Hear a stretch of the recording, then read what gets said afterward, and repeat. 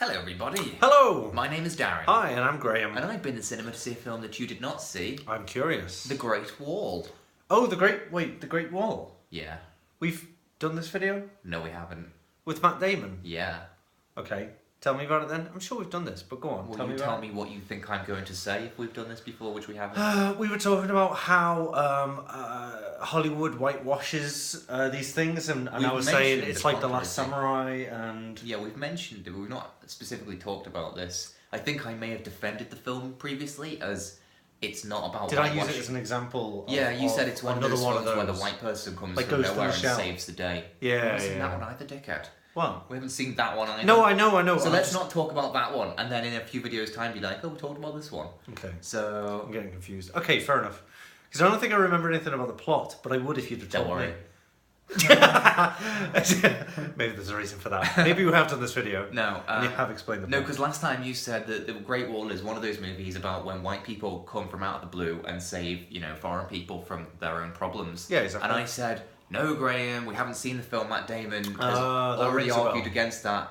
Yeah, no, it is one of them. it is one of them, it turns out. Okay. More or less. Well, that's sad, isn't it? Isn't that a shame?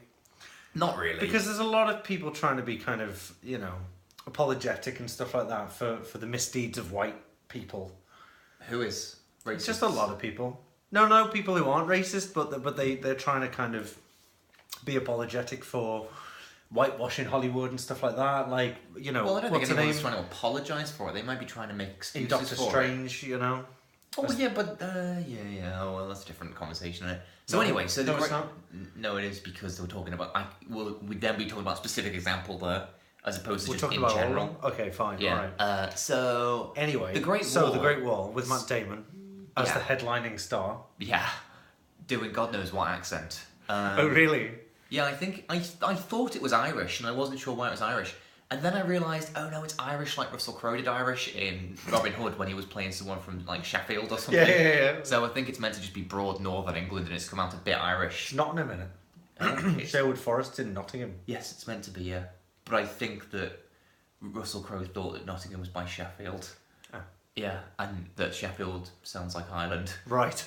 And I think Matt Damon's done the similar research. Right.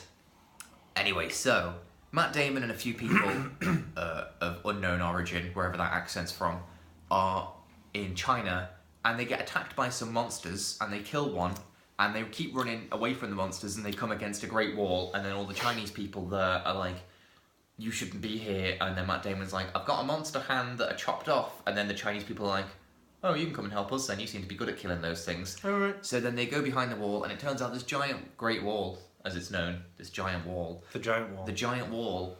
The greatest wall. Yeah, it's good. Yeah, it's a bit arrogant, isn't it? Like the Amazing Spider-Man. Yeah, the Great Wall. I'll be the judge of that, China. The Good Shepherd.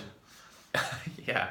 There's a church near here called the Good Shepherd, and I'm like, well, I'll judge if he's good or not. It's a Matt Damon. It's also a film starring Matt Damon. Oh well, there you go. During the White era. Anyway, this giant wall was built to protect them from these monsters that are going to come and eat everyone. So that's the story, really. Wow. Yeah. And does he do a good job? Well, that would be to give the end away, wouldn't it? I imagine he does a good job. Well, I mean, you'll have to watch it, maybe. I'm not going to watch it. So the film starts off really shit, with that kind of World of Warcraft kind of crap. Oh, hey now. No, I'm a fan of World of Warcraft. Film.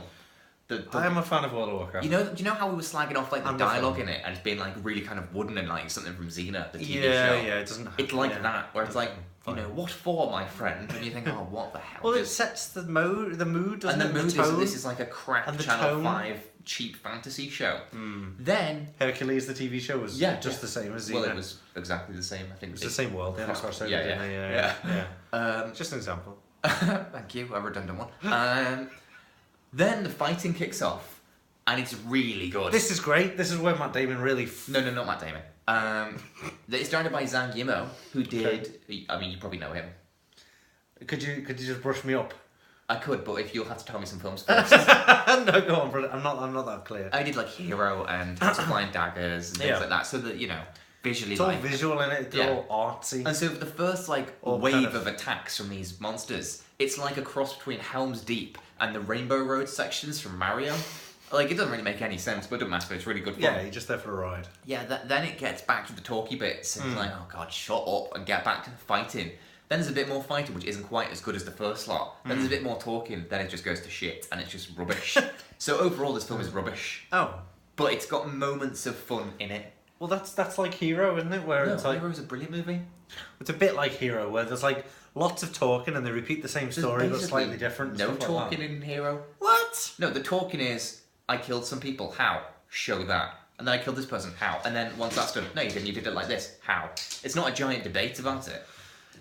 Yeah, okay, but it's like the Imperial Senate then, where it's just like a load of just bland, just wooden talking. Well, this is the thing. So, like, Matt Damon gets Just get there, on and with there's it. only like one person that can speak English, it seems, and Okay. Chinese at the same time. And so At she the same starts. time. Yeah, because like Willem Dafoe's randomly there for no real reason. He speaks English. But so the only person that seems to speak both languages. There's only one anyway. But then by the end of the film, English seems to infect people like a virus, and then by the end, everyone's just talking English. Well, maybe maybe that's kind of like the whole. It's like a commentary No, on colonization. I said that as a joke then about the infection. They just start speaking English for no reason. Right. Don't try and be reading into things because of my funnies. It sounds sounds like a clever, No, it's not, it's not. conceptualization of And the problem colonization. is, I think what they've tried to do in their own brain, I think they've tried to be clever and like market it to both Chinese people and English-speaking people by having half the cast speak Chinese and and some speak English, so you could show it in either country and only have to dub certain lines. But the consequence of that is that the film is like twice as long as it should be. Right. Because quite literally, someone will go in Chinese and it'll be subtitled, "The wall is really big," and then the translator will go, Matt Damon will go, "What did he say?" And the translator will go, "He said the wall is really big." And Matt Damon will go, "How big is it?" And then the other person will go in Chinese, "What did he say?" And the translator goes, "He said how big?" And it's like it's realistic translation, to cater to Interpretation. both people. Yeah. As a result, you're getting all the information twice, and it wasn't very good information in the first place. So action is really fun and good and visually brilliant, even if it makes no fucking sense whatsoever. The boring bits are the talky bits, and also the story is a load of bollocks. And the best action bit is the first action bit. After that, it makes no sense. You can walk out the cinema. Well, stick with it because you're there, but don't expect it to be good. Yeah. So Matt Damon's always argued this, hasn't he? Saying like, it isn't what you think it is. It is. Yeah, I mean, it's not like he goes there and they're useless and he trains them all or anything. Yeah. But he certainly makes a big enough difference that he pretty much saves the day if the day is ultimately saved. Right. Yeah. Yeah. So, but I think this interpretation that you're describing kind of, that's possibly where he's seeing this as like an okay thing. You know what I mean? Like, I think he's just wrong. I think he's just flat out wrong. But I think the fact that they're trying to show both sides fairly and equally and just have the two sides kind of collide and work together. But I there's think only maybe one that's, Matt Damon, and that's true. There's one Matt Damon and all of China, and one Matt Damon gets a bit more screen time than all of China. See, that's where it falls down. Yeah, Doesn't Willem Dafoe's there as well for no reason. I genuinely don't remember why he's there. But I bet he's good though. Nah, not when you consider it's Willem Dafoe. I know. Like, yeah. That's a shame. Yeah. So what are the animals like? Or the monsters, I should say. They're pretty good.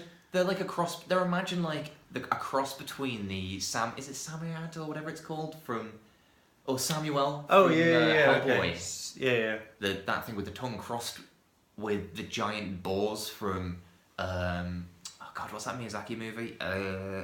Princess Mononoke. All right. Okay. Yeah. So they're really good. Okay. I mean, again, like they're kind of. It's all a bit green screeny. Their quality depends on who they're fighting. So if they're fighting Matt Damon, they die straight away. If they're fighting red-shirted, Chinese people, then they're pretty good. They're pretty invincible. Yeah. And all choreographed and stuff. Yeah. But in terms of look, they look pretty exciting, I think. I don't remember their story. I think they just arrived there on a meteor. Oh. Yeah. Oh. Yeah. So what was the overall point of this film? To make money by appealing to both Chinese and English-speaking audiences. Right. Yeah. I don't know how Nothing successful more it's than been. that. Nothing more. No, there's no commentary, no kind of underlying metaphor or nothing. No. Nothing, just money. Yeah. Hing. I think everyone involved thought it would either make money or help their career somehow. Because obviously Zhang Yimou is a brilliant director, but perhaps he thought this would be like his movie that crosses him over. Break out into the Western kind of market. Having never seen how well that worked for John Woo. It didn't. Anyway. Well, this is it. Oh well. Avoid like the plague, I suppose. No, don't avoid Like Plague. It's okay. I'm gonna It's pretty avoid it. shit, but it's got its moments. I'd say 3-star film out of 5. 3 stars. Yeah, low 3, but still worth a watch. Also, Matt Damon. He's a brilliant actor. I really like him. Well, who's But said it's 'cause otherwise? I don't know why he goes. I prefer him in comedy. I don't like him in Oh, God. action. Well, I'm sorry. He doesn't make films. He's got such a- You don't like Matt Damon in action? No. I think he's excellent in action. Like Yeah. Jason Bourne is brilliant, but Yeah. it's unrealistic because he's got such a big head.